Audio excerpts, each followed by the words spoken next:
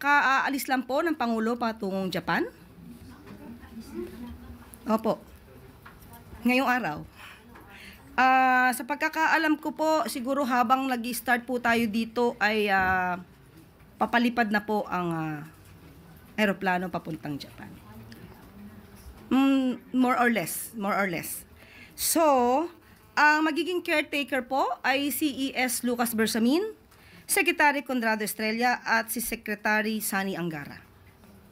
Ang pagpunta po ng Pangulo doon ay para po pasinayaan, puntahan at ipagmalaki ang pavilion ng Pilipinas sa nasabing World Expo sa Osaka 2025. Dahil ito po ay nagtatampok po ito ng mga, of course, yung mga mayayaman nating kultura at ang magaganda nating landscapes. At ito po ay isa sa parte para po mas lalong mapalawig natin ang turismo sa bansa. Maliban po dito ay magkakaroon po ng business meetings ang ating Pangulo at magkakaroon din po ng ang oras po ay ilalaan niya para sa mga kababayan natin sa nasabing bansa.